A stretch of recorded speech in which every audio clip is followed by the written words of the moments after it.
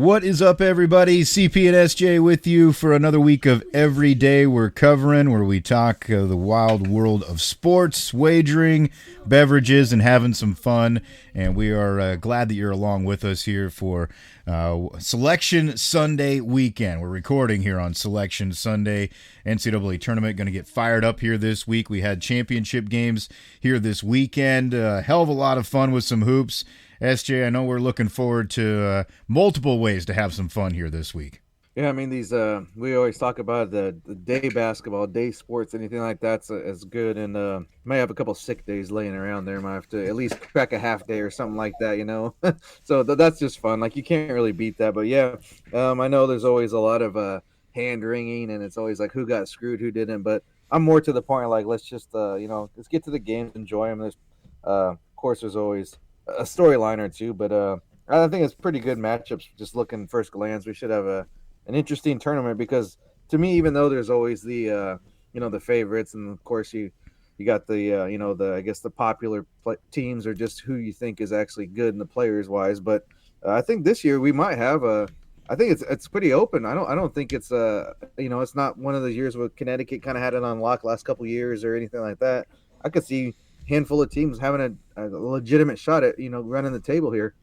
Yeah, it really is shaping up, I think, to be a really fun tournament. Like you said, there's not, a couple of teams that you just think have a real stranglehold on what's going to happen here in this thing. Now, I do think there probably are maybe 5 or 6 that kind of are the step above the rest of them. But, there's a lot of teams that have the potential to not only do well, but to potentially win this thing, too. So it is going to be a lot of fun to pay attention to that. So we're gonna have some fun doing that. We're going to do a little recap here on what happened here this weekend with conference championship games. We'll talk a little bit about our picks and what we've had here going on, and then we'll dive into, of course, the bracket. Kind of give you an insight on what we think maybe some teams that have a good road, or who got a good draw. We will talk a little bit about who was in, who was out, kind of stuff. But we won't harp on that too much, and then we'll, of course, have other little fun extra mixed in here for you as well. There's going to be some stuff not related to basketball also we'll throw into that you can get involved with here later this week. So that's what's kind of on our schedule. We are going to get started here, of course, with talking about what's making this podcast extra fun with the beverages we've got on hand here as well. We did a little celebrating here in the Parks household today. Miss Greta June turned 8 years old, so we had some ice cream cake. I'm a little full, but I'm trying to pack in some extra stuff in the crevices here with this beverage. So we've had some fun. But I pulled one out here. This is another one that I picked up in that random 6-pack that I got here recently. And it is another Iowa brewery, and actually an Iowa brewery that I've never had their stuff before. So this is a new venture for me. They're out of Charles City, which is over on the eastern side of the state. Tellurian Brewing. And this is a raspberry kettle sour. Basically the front of the thing just says sour. That's what it says, sour. That's the name of the beer, sour. So they're getting right to the point. 4.3%, supposed to be a little bit tart, a little bit sweet, and then it says more than a little bit delicious, which I don't disagree. I like it. Just poured it, had my first couple of sips here. It's I guess what you would expect out of a sour beer.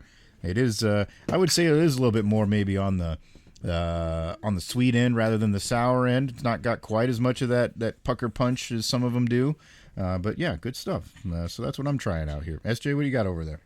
Probably a good choice considering the ice cream. You living dangerously with mixing beer and beer in the dairy. That's a crazy way to live. But I had to go with the being the I guess the holiday weekend, if you will. Some really partake into this stuff, and I'm always down with the green beer. So I didn't get green, but I got an Irish inspired beer.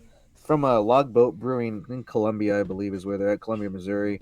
They kind of did one of those things that you've had a couple of those cans where they did some artwork with a local musician or something. Oh, So nice. it's interesting, kind of like a Irish Elvis is I guess the best way I'd describe it. So got the red beard and everything, but just Irish style red ale, pretty decent, easy drinker. I was actually kind of impressed. I hadn't had too much luck in the past, but this is a really easy drink, especially if you like kind of like the Irish beers. Because I will tell you, that is one that I do enjoy, but it's not an easy nut to crack. You get a lot of ones you're like, oh, it's not too bad. I can drink it, but when you get a good one, it's like, oh man, this really this is how it should be done, and that's one of these. I'd give them props on this, and this might be. I mean, from my opinion, probably their best beer. I mean, no offense to the other beers, but this one's real good. Yeah, yeah, I don't disagree. I think that is one.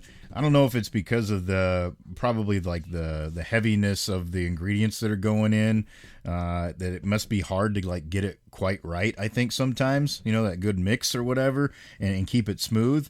Yeah, I agree. I've had some before where it's like, yeah, okay, maybe I can have one of these, but not that's going to be about at the end of the road. But yeah, you find a good one and it's done right, then you know the difference.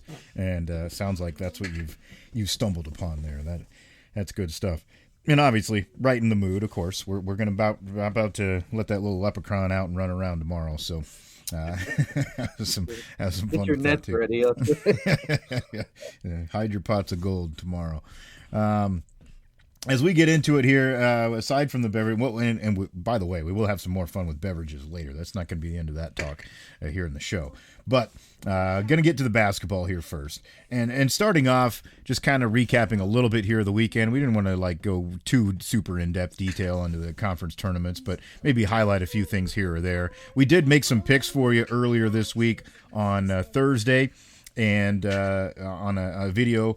Unfortunately, I think most of those, the overwhelming majority of those that we did earlier this week, didn't go our way.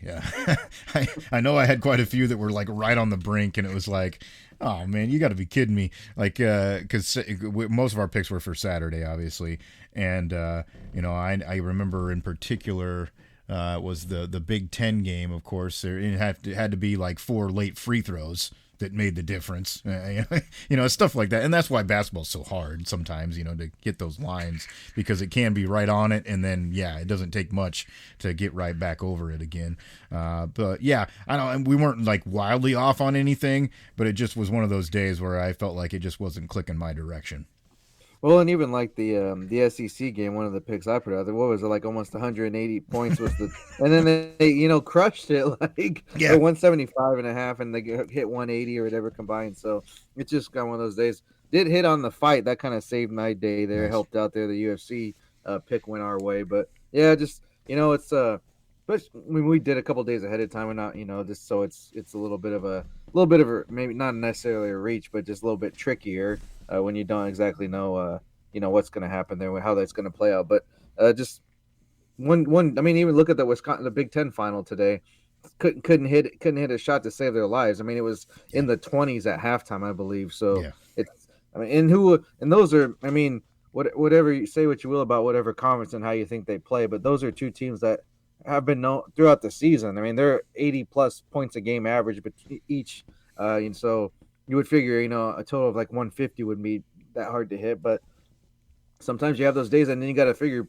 I know these conferences change. It's all there's a little bit of variation there. Like with the Big Ten in particular, those teams had a double bye, I believe, both of them. So, or at least Michigan did. Wisconsin might have had to play the second day, but either way, some teams are playing 4 or 5 days in a row. That's kind of the point I was getting to. And some teams, after a while, no matter how good your offense is or how good a shooter you are, your legs have got to be a little bit fried. Just that's a lot of basketball in a short amount of time. So that factors in as well too. But you never know when that's going to hit you. And some days it does. Some teams are just like, doesn't matter to me. Yeah, yeah, it is definitely very hard to predict. Yeah, it just wasn't kind of our day. And I mean, even the ones, there were a couple of games that I was kind of, taking the points, just thinking this is going to be close enough to keep it in range. And really, for the majority of the game, it was. Like, for example, the Arizona-Houston game. I mean, they were neck and neck for a long time until Houston kind of pulled away there at the very end of the game. And, yeah, some extra free throws is what put it over the hump and cost me in that one. And then same thing, Louisville-Duke. Louisville was right with them for most of the game. And then it was that last, 6-minute window that kind of, I think that 8 to 6 minute range is where they really lost it. Got away from them for a minute and they just couldn't claw back. So, it's things like that. Another example of that going in the other direction is we were both, thinking St. John's was going to be able to pull it off. That was close for a long time until kind of early second half. Then they went on this huge run, and it was just like St. John's took control of the game. And maybe that was one one that was a little bit more you could see coming, just because Creighton had put so much effort into the other previous games. You knew they were maybe going to run out of gas at some point, and that did kind of happen to them. But yeah, it just goes to show it is pretty tough to predict sometimes. You expect a team to score 104 in a college basketball game? No. You don't. Yeah, sometimes that's the combined total in a lot of these games. I mean, I remember you mentioned the Louisville game. I was thinking, I kind of got distracted there with Dickie V going on his tirades. I know he's been sick and he's had some health issues, but I mean, they literally just said, say whatever you want. Here's your chance. Because I guess he's probably not going to come on there again. But of course, old man's got to bring up the NIL crap again and all this stuff. I'm just like, dude, like this is not start a podcast like everybody else does and talk about it there. Like that was a little bit kind of annoying. I was annoyed with that, and I get that, he's had issues, but still, like that to me, that was kind of off-putting. But during the game, I was thinking, I was like, damn, maybe I should have been on, because I wanted to take Louisville, but I like I said in the video, I picked them the day before, so I was like, yeah, this is probably doing too much with one team. Don't like to just kind of try to ride too much unless it's like a winning streak or anything like that. But to me, that seemed like I was like, this is doing too much. But at one point, I was like, dang, they might win this here. They're gonna pull it off. But same thing, it's just it always comes down no matter what. I know people will be like, oh, this conference, this offense, this defense, this style of play, but it's making shots always. Like no matter if it's freaking high school, college, NBA, it's just like making open shots or consistently shooting, whether you're open or not. It always comes down to that. That can be anything from 3-pointers to layups. If you're not hitting, it doesn't really matter what else you're doing. You got to score to win. I mean, seems simple, but honestly, like it just really comes down to that. Just same thing like football. I'm like, dude, it's, protect the ball and freaking tackling. It's catching and tackling. In football and basketball, it's hitting shots. It's all it comes down to, no matter what game we're talking about here. Yeah. Name the game, put the ball in the hole, and sometimes that goes well for teams, and sometimes it doesn't. And that that's what makes obviously the game a lot of fun too. But and it also is kind of what's going to go into how we think some of these tournament games might go too, because there are plenty of teams I think that are very dependent on that part of the game that could be really good on a certain night and then be really bad the next night. So that's what makes a difference, I guess, night in and night out.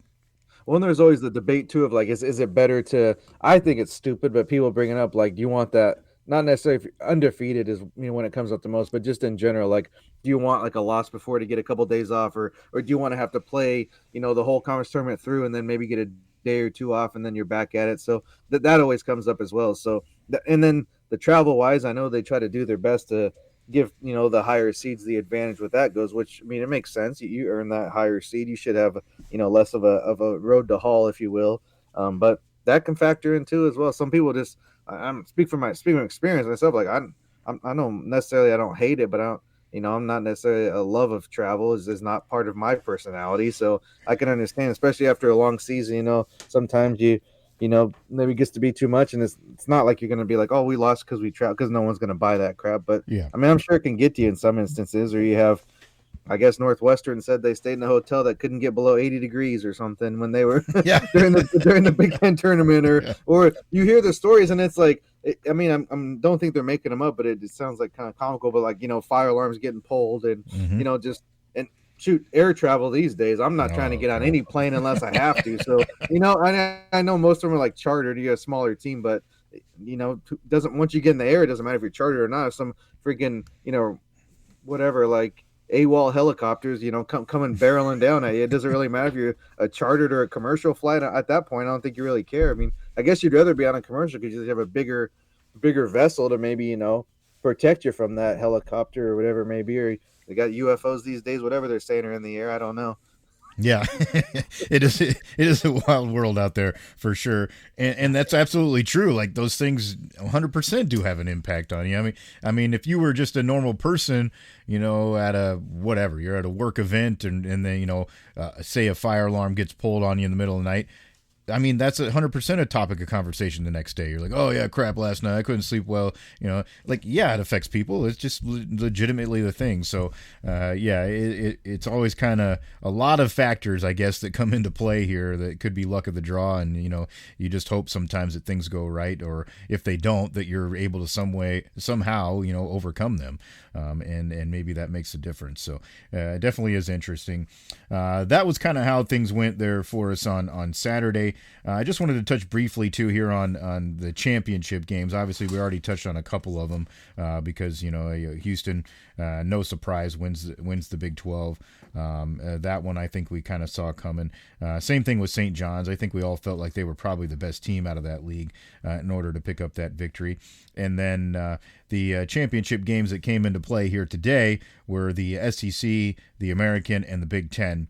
And SEC, I mean, I got to tip my cap. I don't know that maybe my problem was too is that I really hadn't seen this team play throughout the season. I had not watched Florida much here this year, but they certainly seem to be on one hell of a heater. And yeah, I mean, watching them today a little bit, they do have a lot of good pieces. They move the ball well. They seem to be really athletic at a lot of different positions. That certainly always helps. And they shoot the lights out of the ball most of the time. That's really what they're all about. And they certainly look like a team that could win this thing. I know a lot of people, the experts, as I watched the shows here earlier, as the brackets were announced, were kind of on that train. But yeah, I mean, certainly playing as well as anybody right now. It was impressive the way that they kind of ripped through that tournament. I'm not as high on the SEC teams as most of everybody else seems to be, but at the same time, Florida is definitely one that I think is legit, and I'd put like them along with Maryland and probably St. John's as well as like those teams that like that. Everyone's like got amazing athletes and great players, like that's a given. But those three teams in particular, I'd put like they're just a little bit above that next tier where it's like you don't want to have to play them if you don't have to, especially with like a title on the line. So those are three teams I definitely circle. I mean, obviously you get in your brackets and look at the matchups and kind of go from there. But definitely, I mean, I remember hearing about Florida like a month ago or so, and I was just like, Florida has decent because I'm very I don't get into college too much until the you get about other than the team that you actually follow. Yeah. But I'm not gonna watch a random what even if it's big major comments, I'm not gonna watch a random game on a Tuesday night unless it like you know as it involves a team that I root for of having something invested in.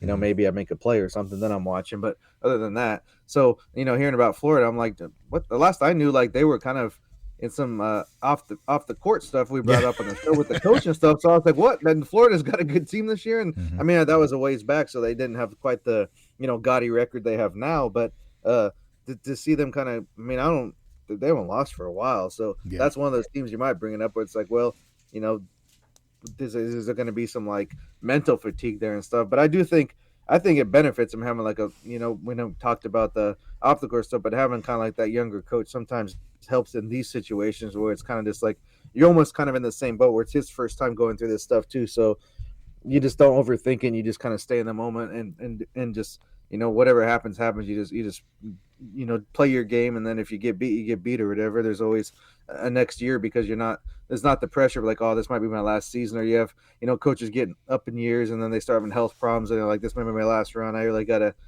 kind of crank up the pressure on yourself because you're like, I don't know if I can keep doing this. So that's not their issue, but yeah, that they are definitely legit. I'm not as the Auburn's one that I don't know. I'm kind of very lukewarm on them. I just think that. But the coach is so he's Pearl. He's so like freaking, just like a maniac. I don't like coaches like that. It's like I know it seems cool. He's yelling.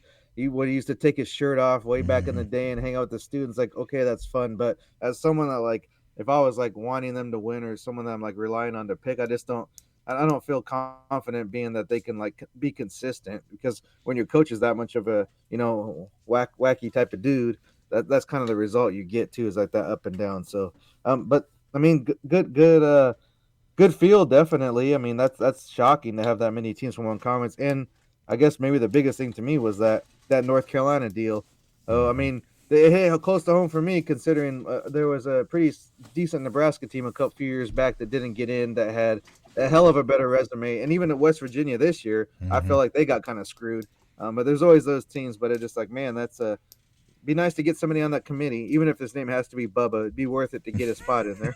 Yeah, exactly.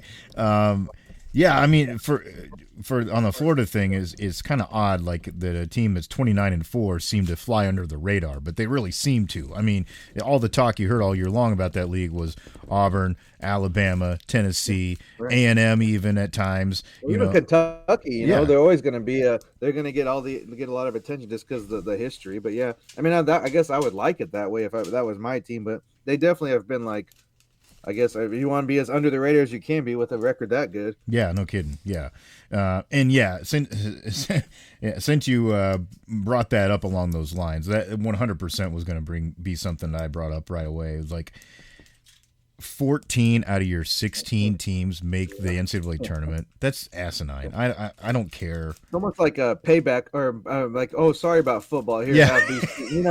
it's exactly what it is. Probably, just insane. Like, I mean, to me, even just the percentage. I mean, I don't care how good all the records are for the teams. Like the percentage of your league that getting in, that just seems absolutely crazy. And then you look at the fact that the next two, that you would consider the top dogs. I think Big Ten was what, 9, and Big 12 was 7. I mean, out of 16, like what are we doing here? And then.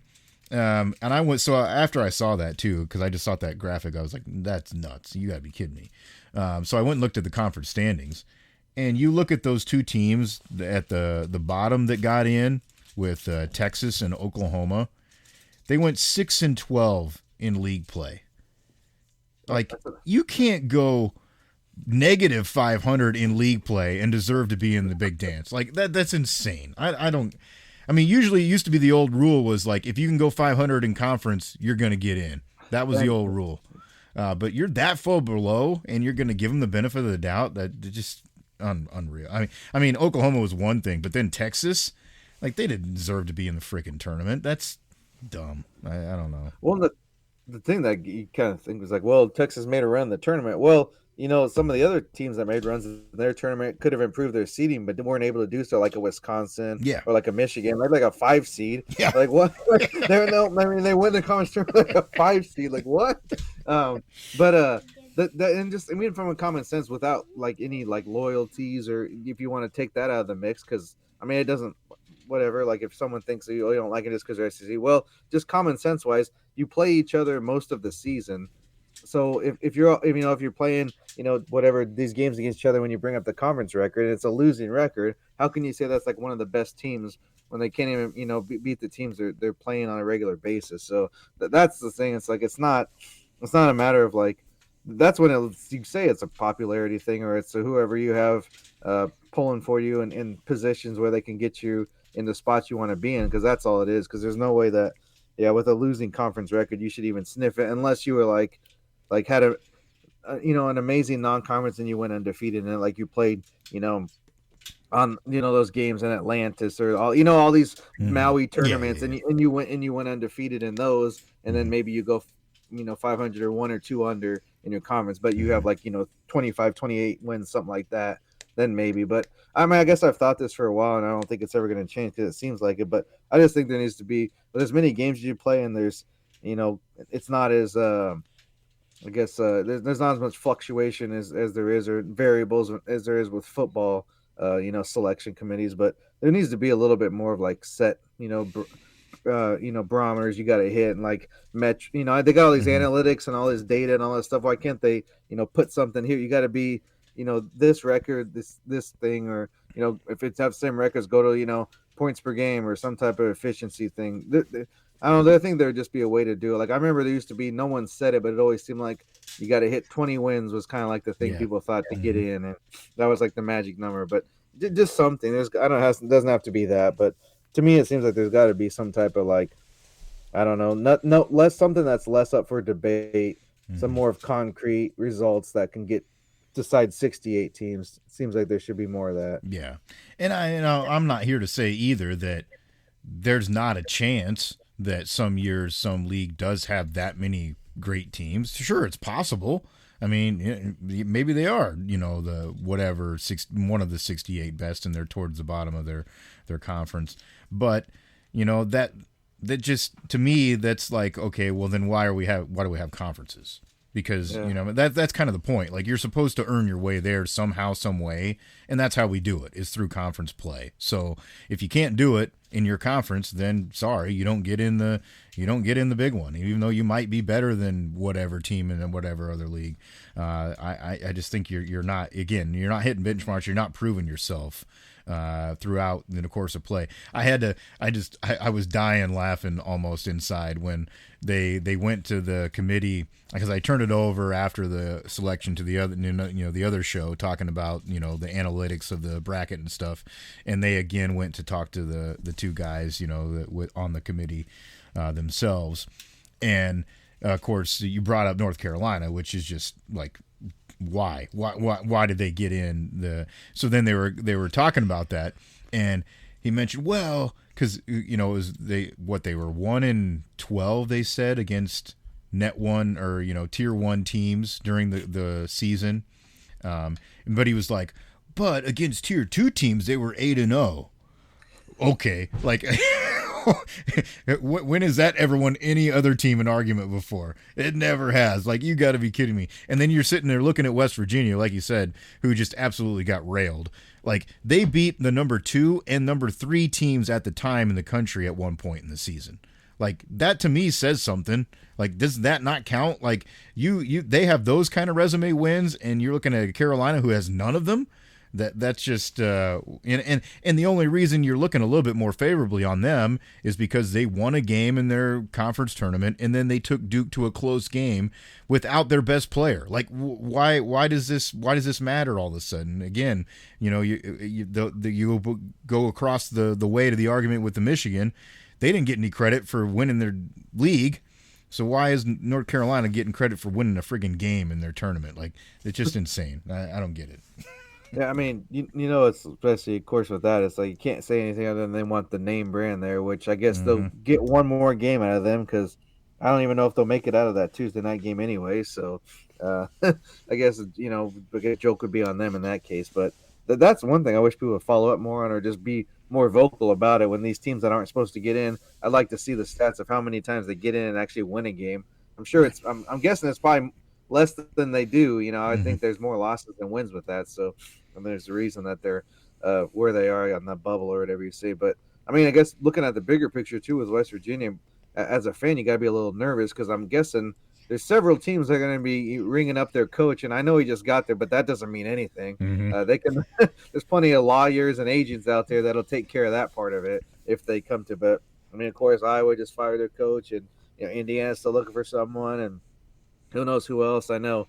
I think this I saw somebody else got let go not long ago. Another coach there. UNLV. I guess they probably wouldn't be in the mix for him, considering they're going to be struggling to pay their football coach at the moment. Time to deal with. So I guess we could throw them out. But either way, that would make you a little bit nervous, because I mean, for him too, as the coach, you got to think like, damn, we had that good of a season. I can't get in. Do I need to go somewhere else where I have a little bit more pull, bigger conference, bigger name, bigger guest shake? Because I know, I mean, they've had a little bit of success in the past, and being in a Big Ten, both teams, Iowa and Indiana. Of course, Indiana's got a huge basketball history. So you would think you wouldn't be put in that situation if you had the same type of season that you did this year. Yeah, and well, for him, that's definitely like a huge kind of negative blow there. Like, you got to be questioning that a little bit. Like, am I in the right place if that's not what I'm going to get credit for? But then they also, of course, brought up the fact that West Virginia is dealing with some injuries, and obviously they haven't had their best player for the majority of the season. But again, like, why that to me always is so stupid though. Like, you're going to punish the rest of these kids because one guy rolled his ankle? Like, who cares? They did what they were supposed to this point. Like, let them go prove it. If they don't without him, so be it. Like, they earned it still. That doesn't change the fact that they did what they needed to do to get to this point. Like, that's so stupid to prognosticate that, I think. Well, and honestly, that should be more of a plus than a negative, because they did most of their success came without him, because he was hurt back in December. So obviously the team did fine. They had a successful year. It's just, it's weird how when they pick and choose, like who's to me, it's not even like who deserves to be in, because that's what people are saying. It's almost like who's like worthy of whoever the committee likes that year. It's like, who was nice to us, okay, we'll play nice with them. So Yeah. that's just kind of that's part of it's kind of a joke when they always kind of put this, you know, this on the high horse of like, oh, the selection committee, like, a Yeah. bunch of jagoffs. Yeah. Well, and now that I guess I brought that theme up, that certainly is going to be something that's a very big talking point and potentially impactful thing in this tournament. Is there's a lot of teams that have guys that have injuries, and we're talking not just the ones that were questionable to get in, the ones that are maybe favorites to win the damn thing. It wasn't long ago that Johnny Broom at Auburn got hurt, so he's been out. That certainly has changed them. They've lost some games since then. Cooper Flagg obviously is the face of college basketball right now. If he can't go 100%, that affects what Duke can do. Just found out, my squad, Iowa State, as they get in, one of their top guards that's been kind of off and on out of the lineup, Keyshawn Gilbert's not going to play in the NCAA tournament. They said they've kind of shut him down because of his injury. So, yeah, I mean, there's a lot of teams that have that impact, and guys that have been, banged up and not been able to go, or, it's questionable how good they are going to feel. And that certainly, is something that impacts the tournament. Yeah, it does happen every year, sure. That's always going to be a thing at any sport, whatever it is. We know that. But it does seem like this year more than others, there are kind of a few of those high-profile squads. Well, even Houston, they on their night they during the tournament they got one of their star players, that's out with had a walking boot on the other night. So that really is going to be something to watch. Who can either overcome those, who's got the guys that can step up and fill that role, or can they come back and be effective still? It's certainly going to be a big part of this tournament, I think. Well, there's bound to be more too on top of that. So it's not that we're wishing that on teams, but it's part of the game. It's going to happen, or not even injuries. Get somebody in foul trouble with some of these refs. That like to be the star of the show. They're right there behind the committee trying to make it all about them. So we'll see. Will there be some adversity? And that's always the thing. I think it's just like who can overcome that. Because even some of these games, you'll look at these favorites. They'll be a double digit trailing at some point in these games, and it's who can kind of just overcome that and then figure out how to get to that game and get to the next one. Yeah, I will say that here today our selections that we threw out there online were much better today than they were yesterday. We did get the over in the old Florida Tennessee game. Not that that was a surprise, being that Florida dropped a 104 the day before. I was surprised actually that the line was that low. I think it was only at like 140.5. I think they were expecting them maybe to cool off or something, but no, that was no problem getting over that one in that game.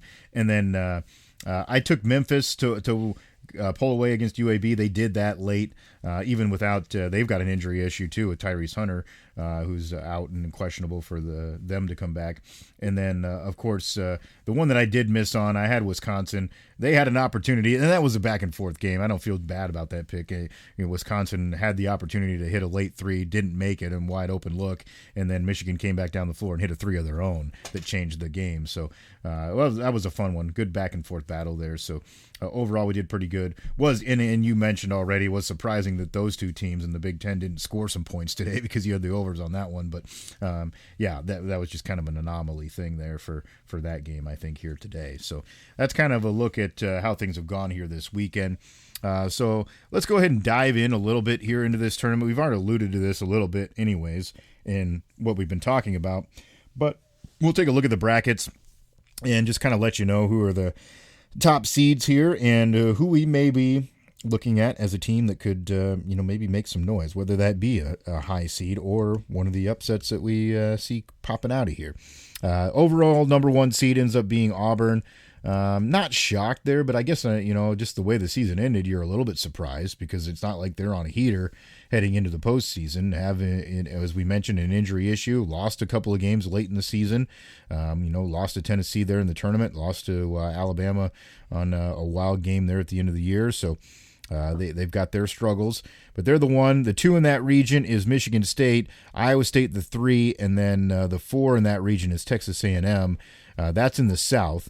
You go down to the West, you've got Florida as the 1, the 4 is Maryland, the 3 is Texas Tech, and the 2 is St. John's. Over on the other side of the bracket in the East, it's Duke as the 1 seed, Arizona's the 4, Wisconsin the 3, and Alabama the 2. Houston, the 1 in the Midwest. The 4 there is Purdue. The 3 in that region is Kentucky, and the 2 is Tennessee. Now, usually when I kind of look at it, I always kind of look and see, like, okay, what region kind of looks like, this is tough here, because all of them certainly have, I think, their gives and takes, and you're always going to think, there's plenty of good teams, so everything's always going to be tough. It's not easy anywhere, no matter what anybody tries to convince themselves of. But I will say that out of the 4 of those, I think that Midwest is 100% the easiest. I think Houston got the best draw here. You're looking for grabs, that's up for grabs. Yeah, I mean, you're looking at a 4 in Purdue who has looked like a turd here late in the season. That's not a team I'm afraid of. Kentucky has been questionable all year long. Yeah, they've had some good points in the season, but they're not, a polished Kentucky that you would expect. Now, Tennessee is a good team. They're certainly a challenge there, but I feel like Houston out of the ones definitely got the best look at this, in my opinion. Yeah, that's always the weird thing. It's like it's supposed to be the number 1 overall seed, but more times than not, it doesn't seem like they get the best draw, if you will. But yeah, when I was just going bracket by bracket, I definitely say that Midwest is anybody's game there, and you like a few teams' chances. On the flip side, I think that damn West that looks like a menace. Because I was just thinking when we were talking about teams that can make a run here at the end of the year, even in their conference tournament and beyond. 2 of the teams I liked was Memphis and Maryland. They're probably going to play in the second round there if they both make it through. So that's no good. And then there in the bottom half you got St. John's, and then up top you got Florida, which is a team we like. I mean, that Missouri Drake game that's a maybe a 60-40 affair even with the favorite. So yeah, that's probably the one I'd say is tricky. I'm looking at teams that I like maybe to make a run here. I think whoever comes out between, if they both make it through too, between Michigan State and Iowa State's got a good shot there in the South. They got a pretty good run there. That's going to be the tough matchup between those 2 teams. That would be tricky there. But I mean, like I said, the Midwest is wide open, and then even it all depends there in the East is what's Duke's injury situation like. Even without their top players, they're still pretty good, but. I mean, you get a hot team with, Arizona or even an Oregon can light up the nets, and then down at the bottom of the bracket, Alabama's had a pretty strong season. But I almost like Wisconsin. I hate to say it, but damn, they just play different than what they usually play. Like usually, you kind of think of Wisconsin like almost like a Creighton or like I don't know, even just like a Gonzaga. It's like 3 points, and they just kind of like are smart and hit the open shots. But they got an athletic team this year. Wisconsin does. They can do a lot more. Especially with, I mean, I guess probably part of it is kind of, even though I don't like Wisconsin, I do want that Tanji to have a good year because he's an Omaha native, so I kind of hope he has a good year. But I think he's a good player, and they just have a lot more athleticism than they usually do, so they can make a run there in the bottom half of the East. I don't think that's all too tough for them. Yeah, I don't disagree with that at all. I think they are a very solid team, and I'm with you. I think that West is just like if you're looking at a region that's the toughest, 'cause you get a lot of wild card teams there too. Like, I mean, hell, you've got the team that's going for the 3-peat as the 8 seed. Now, granted, they haven't had the season that they've wanted, but is that to say they can't play a couple of good games? Hell no, they can. UConn sitting there. Memphis, I think, is an explosive team. We've talked many a times about how we respect that Maryland team, so I think there's certainly one that could be reckoned with. Everybody talks, too, about, Drake, just the way that they play can screw some people up and certainly will pose a huge challenge for Missouri in that first game. That's going to be a hell of a basketball game, I think, because Mizzou does have a lot of talent too. I'm not going to count them out just because I think it's a bad matchup, but I do think Drake is going to give them a lot of fits the way that they like to play. And then, I mean, you're looking later, like a Texas Tech. You could have made an argument for a while that they were the best team in the Big 12 for part of the season. So as a 3 seed, they're really tough. This is, and again, I said this earlier, this is the year where, you're counting Kansas out as a dog poo team. They haven't had the season that they want. but it would just make sense, or it would just do enough to piss people off that they would actually do a couple, win a couple games here in this tournament just to make a run. And that Arkansas team that they're playing in the first round is good too. So that's going to be interesting matchup there. Arkansas is really inconsistent, though. I think that's and not that Kansas isn't, but they certainly showed that in their conference tourney. And then St. John's, ultimate like kind of talent type team. They're fun. They can score. You're talking about the coaches that are in that little region too is wild. I don't know. It's going to take a lot for Omaha to pull that trash can out of the out of the closet in that first round game. I was a little sad to see that matchup for them because I was hoping that they could pull off an upset here or there, but that's a pretty tough one to draw in the opening round. Yeah, they might be getting tossed in that trash can this week, unfortunately. Yeah, I was watching the show. I'm like, come on, they're not gonna, when they're gonna call them? Because every time a 15 would come up or a 16, I'm like, here they go, and then just didn't. And got to the last one, I was like, crap, there's only one bracket left, so I knew they weren't getting that. I thought it would have been a way long shot if they got the 14 seed, so that would have been the last one. Once they didn't get that, I was like, I guess they're gonna take a whooping here. But hey, there's always you never know, anything can happen. We've saw 16s beat one, so you never know with the 15. But you were talking about Kansas and Kansas being a little tough season. I know they're I guess, what do you want to call it, lower seed, higher, lower, I don't, depends on how you look at it, but either way, I think they did get a pretty beneficial matchup there in the first round, because the 10-7s always seem like the toughest ones to pick almost. It's either a 10-7 or a 5-12 where you see the upsets a lot of times. I think they got a little bit of a gift there, and whatever, maybe it's for years of doing the committee right, having good teams, but whatever. But they did get a win. But there should be other outside of the West, though. I think there's a lot of opportunity for a lot of different teams. Some of the ones we mentioned, and probably some other ones, and who knows what's going to happen on Tuesday? That could shake things up already. Yeah, no kidding. Yeah, there a couple of wild card teams, I guess, that I wanted to throw out there. I do think there are a couple of them in that East bracket, and I guess maybe it's showing my bias a little bit, but I do think it's because of the way they play. Arizona has certainly played really well here at the end of the season, and they've got a super talented guy leading the way in Caleb Love. Like, he's one of those dudes, if he gets hot, they can be a really good team. And they've got some good kind of big guys that are like sneaky good. They're not like ultra talented, but man, they can get rebounds and they get putbacks. So they're that region for them, I think, sets up so well. Like, I see them definitely getting that matchup in the Elite Eight. Or I guess I should say Sweet 16. I see them getting to that point for sure. And then that BYU team, I mean, man, if they depend on how they shoot, yeah, they can be crap one night, but if they're hot, they can beat almost anybody. So there's somebody to look out for, and that could be a really, really fun second round game between them and Wisconsin. That one could be a good duel there. And even that St. Mary's team there, they're a little sneaky good too in that region. I do think over on that other side in the South, I still think that Auburn's really good. I'm not high on them, like, for sure being like a national title team, but the way the bracket sets up, I'm not so sure that they don't get to the Elite Eight. I mean, I think Michigan gives them maybe a trouble, but I don't think that they're a team that's going to beat them. And then, I don't know, it's a little bit of a question for me down below. Obviously, I have my bias there with Iowa State. I do think it hurts big time that, you don't have Keyshawn Gilbert. That eliminates another guard, and that's what wins you in games in the NCAA tournament. But at the same time, I oddly, as a fan, I guess I think it kind of sets up kind of weirdly interesting, because never in the history of Iowa State basketball have they known the bad news before the tournament starts. It's always after the tournament starts. So I don't know. I think they're going to be kind of like a little bit, chip on their shoulder, like, playing with house money type of team. So that could make them a wild card too.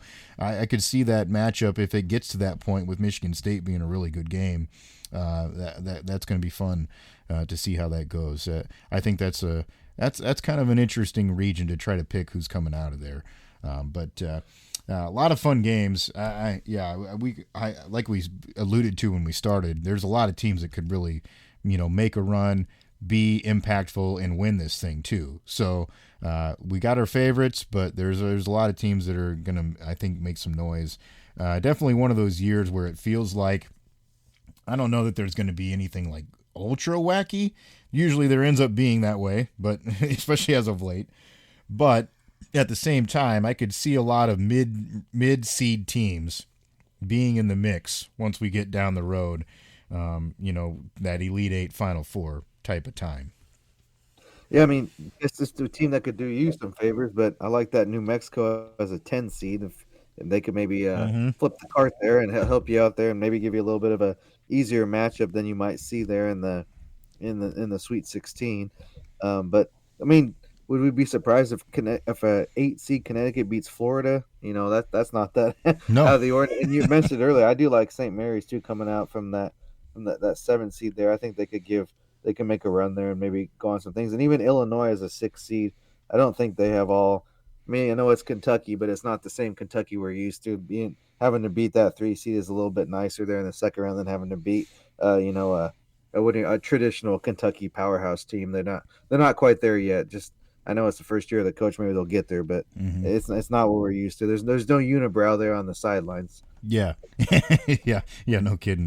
They don't have those guys anymore. One thing I did think was interesting, and I don't know if you watched it and noticed this, but Seth Davis sure was going on he liked his 13th and 12 seeds as they went through the early parts of the brackets, picking a whole bunch of upsets. I mean, granted, I don't think all those things are going to happen, but I guess that's saying something too about how maybe, how much parity there could be, in this tournament. It almost seems like become something like almost like his thing to do anymore. But I do think this year maybe he will be onto something, because there is a little bit of a wide open feel to it, as wide open as you're going to get with a tournament like this. Yeah. Yeah, a lot of fun. I still love the way that this sets up and the way that this works, and that we'll probably get into this at another time too. But it's time, days like this where you appreciate what it is and how much fun it is, and then you think about how somebody could come along and just absolutely ruin it, because they're thinking about doing that. I've heard it from multiple commissioners this last week as well during conference tournaments, that they're considering, I think 78 was the number or something like that they're thinking about expanding to. Again, it's like, one of those, if it ain't broke, don't fix it things, and then apparently they're leaning that direction. But let's hope that maybe wiser heads at some point prevail in this deal. I mean, when it comes down to it, we all know what that would be about, and it's not about making the tournament better. It's about making more money, because you have more games and expanding it and getting more teams in to get the conferences their bigger shares. That's what it's about at the end of the day, if they're going to change it. But yeah, I mean, it's been so great the way it is. I don't know how you go about changing it. Yeah, at that point, I guess you just, I don't know, kind of maybe switch it up and just say, give all the small conferences still do their conference tournament, and the winner gets in, and then use everybody from the Power Four is automatically in, because that's about how many teams you would have at that point. It's like, is it really any type of like anything to like be proud of, or any type of like accomplishment, or then everyone just kind of getting to play. And supposedly all these older fellas that are the ones calling the shots are against these participation trophies or ribbons or whatever they call them, but yet they're still handing them out. So explain that one. Yeah. It's just, I don't know. It does. Yeah. Again, it doesn't make any sense if that's what you're going to do. I've seen that happen at lower levels, and I've had that complaint before, even within the state that I live in, with the changes that have happened to classes and playoffs. And it's like, at one point, like, when does it not become an accomplishment anymore? And then you're comparing it to the past, to how it was. You've got those banners hanging in the gym, and it's one team that won 4 games to get their way to a state tournament, and another who won maybe 2. Like, what are we doing here? Yeah, and in some states, when going looking like a sport like football, is like technically everyone gets into the postseason. So it's like, well, when are you really in it, or when are you not? So, yeah, I don't. I've heard those discussions too, and hopefully it's just something to keep the keep the sports name at the forefront, because it doesn't. Like we said before, I think 64 was fine. I thought I don't really. It's I'll watch it and it's cool, whatever. It gives more teams a chance, but I don't even necessarily like that first four deal. I don't know. Yeah, I agree. It's fine, but it just like I just go 64 start on Thursday and Yeah. we'll be good. Like I mean, it's kind of, I guess, I don't know. It's become a little bit of a niche thing. Like there are some people that are like, I guess it, whatever. It whets our appetite for the tournament. But yeah, as overall, like if it would go away, like I don't know, fans wouldn't be that upset. Like it is what well, it is. the only thing that's kind of made it say it was a good decision is Dayton's done a hell of a job like supporting it, and there's always good crowds Yeah. there, and they like kind of go off for it. So they honestly kind of saved their ass, because if they'd have put it anywhere else, maybe it wouldn't have caught on. But they've done a good job of really like kind of making that be a big deal, which I mean it should be. I'm not saying the teams that get in should feel like any less proud of that accomplishment, because they did what they had to do to get to that point. But I just don't think it was like necessary. But hey, here we are. It is what it is. Yeah. So, anyways, that's a little bit about how the tournament is set up. Kind of some of the teams we're watching, have an eye on. Obviously, we'll do a lot more as far as the prognosticating part of it is concerned here as we move along. It just has come out right before we record here, so we're not going to dive into to making picks here for you yet. So make sure that you are liked, subscribed, and get the notifications on the YouTube channel if we put out picks there for you there in the video form. And then if you, of course, would like, subscribe, share the podcast, we'd appreciate that as well. All available on the major platforms, including our host here at Spotify. As we get into the tournament as well, there will be an opportunity. I'm going to let you, and I think we did this last year too, if I remember right. But I've been running a March Madness pool for, well, I don't know, since college? Yeah. Forever. Unfortunately, too long. Shows my age a little bit, but yeah. So if you want to get in that, we'll put that information out there. I've always used the CBS platform just because they've kind of been the media gurus of the tournament, and it works well. I like it, and it seems to work for everybody pretty easy. So if you're a CBS Sportsline user, get on there and search for Full Court Press Pool, and you can get hooked up with the deal there. If you want, if you have any issues or want the specific invite, just hit me up on social media. At SJMBets, at Cherokee CP. Those are our handles on Twitter. So you can do that on Twitter, and we will get you the info to get hooked up with the regular pool. We do have an entry of 20 bones for that. So if you would like to be involved there, I always pay out first, second, and third. Third place getting their money back, and then the other two splitting on a percentage basis. So if you want to get involved there, that would be awesome. And that's, I guess, the actual picking of the tournament. So we'll have that for you. Now, we're going to do a little side quest here, too. A little something different here for you. As far as just aside from the regular picks, we're going to do a little Parched Madness here for you as well. So here's the real bracket. That's what everyone's been waiting for. Here's what you've all been waiting for. Yeah, I mean, this is something a lot of people can get behind. Even if you don't like basketball, you're going to like this. We've got a little, we put together a little bracket here. And we have got I guess we put seeds. We kind of seeded it out here. So these are mostly styles. So we kind of have our beer sections of the bracket, and then we've got our cocktail sections of the bracket. So as you could imagine, you usually have your Southwest, Midwest, and East regionals. Well, we've got the other regionals here that are split up by two of them being specifically beer related, and then two of them being specifically cocktail related. So this is how it's set up. I'm just going to kind of run down here through the bracket for you so you kind of get an idea of what we're talking about here. So we'll put this bracket out for you to see so you can see the overall bracket itself. And then we're going to put out for the first round, we'll put out a little Google form poll that you can go vote on. So that's how you can vote on these. We thought that might be easier than doing this kind of like, matchup by matchup. So you can get a chance to pick them all at once and have those results. that'll change and then move on to the next round. And then when we get to the next round, we'll put out another one for you. And then once it gets pared down a little bit, then we'll go to the specific matchups to try to get you advanced on from there. So that's how it's going to work. We'll put it out on social media, so make sure you're following us and get the opportunity to vote here and have some fun. So the first one, we're gonna call this the hops region here. The first one that we've got here, we've got the lager as the 1 seed taking on the 8 in the saison. And then as I go strictly down the bracket here, the 4 is the IPA against the 5 Kolsch. Now, don't come at me with your who's seated where. I know that's going to be a thing. Like, there's going to immediately that first one, I know there was going to be immediately like 1,000 people. IPA is a 4 seed. You got to be kidding me, bro. No, so that's not what we're talking about. We just got matchups. So, I mean, it's got to be drawn a line somewhere. So we're doing it somewhere. Based upon the committee's research, this is like was but a lot of that has to do with the do re mi also. So if you don't like it, buy some more IPAs and bump yourself up on the list. Exactly.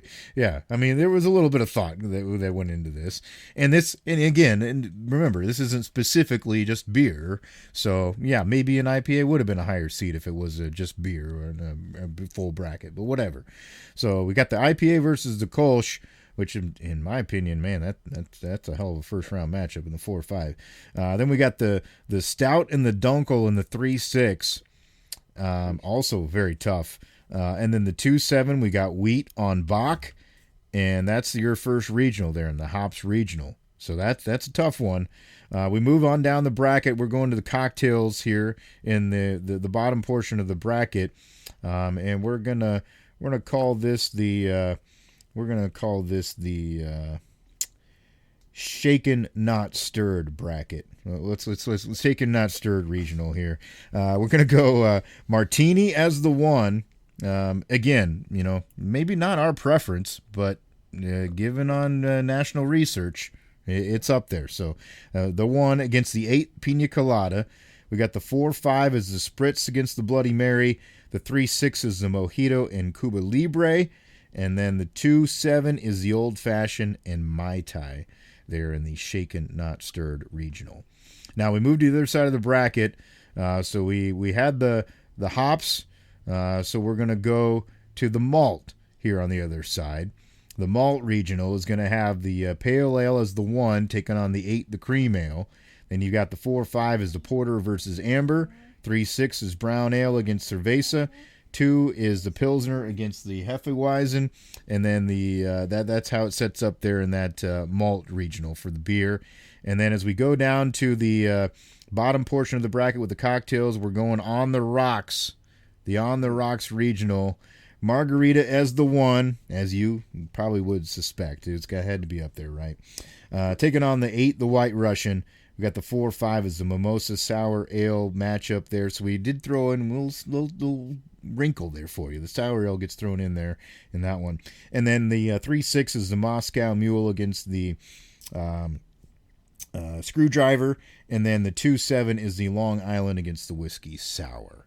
So, again, you can argue seeds all you want. That's fine. But that's what it is. That's what we're going to pick. But, man, SJ, there's some tough matchups here. I could see some underdogs really making a run here in this bracket. Sure, like that stout Dunkel, man, that's a tricky one there. You could see either team taking that one home. And then also, like, I like a couple underdogs, if you will.